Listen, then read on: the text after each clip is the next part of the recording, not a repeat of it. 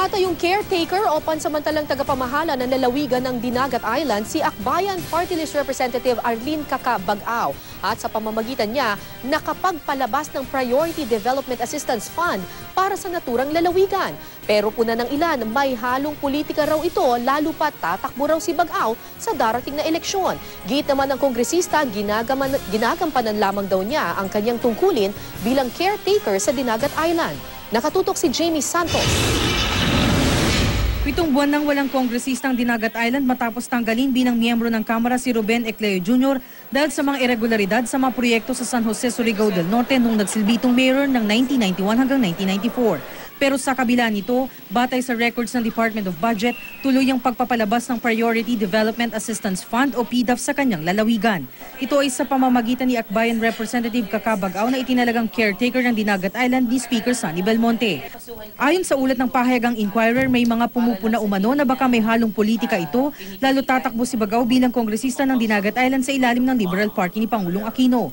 Pero tugon ni Bag-ao, ginagampanan lang niya ang kanyang tungkulin. Nagkataon na ako ay malapit sa administrasyon, hindi ko alam kung bakit yung magiging negative in that sense. Ako ito ay makaka-contribute sa aking pagtakbo sa susunod na eleksyon.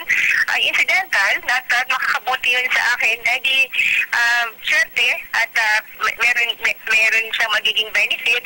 Otherwise, I think regardless of elections next year, ay gagawin ko rin naman ito dahil ako ay naatasan. Sabi ni Bag-ao, tiniyak lang niya bilang caretaker na matanggap at maihatid ang serbisyo ng gobyernong nararapat sa mga taga-Dinagat na matagal na raw di nakuha ng mga ito. Malaking bahagi ng pondo ay pupunta sa pag-aayos sa mga kalsada. Kung pupunta po kayo dito sa Dinagat, halos wala pong sementadong kalsada dito.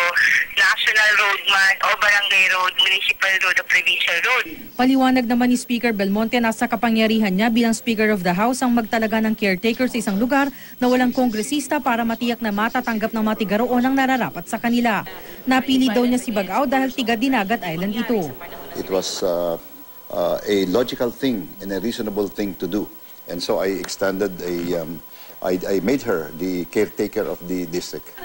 Sabi naman ng Malacanang walang kinalaman ng pagtakbo ni Bag-ao sa Dinagat Island sa kanyang ginagawa bilang caretaker ng lalawigan. That is a legislative prerogative.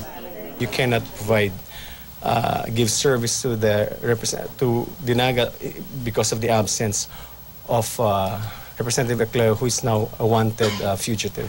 Dati namang nagre-reklamong ilang kongresista na hindi nila natatanggap ang kanilang PDAF. Kabilang sina Camarines Sur Representative Datu Macapagal Arroyo, ang Galing Pinoy Representative Juan Miguel Arroyo, Zambales Representative Milagros Magsaysay, Iloilo Representative Augusto Sihuco, Bulacan Representative Joselito Mendoza, Lanao del Norte Representative Vicente Belmonte, Bayan Muna Representative Teodoro Casino, ACT Teachers Representative Antonio Tino, Kabataan Representative Raymond Palatino at sina Gabriela Representatives Luz Viminda Ilagan at Emmy De Jesus. Jamie Santos, Nakatutok, 24 Oras. Nakausap ng GMA News ang staff ni Department of Budget and Management Secretary Butch Abad. Nangako silang magsasalita kaugnay sa isyong ito pero naghahanap pa raw ng schedule para sa panayam.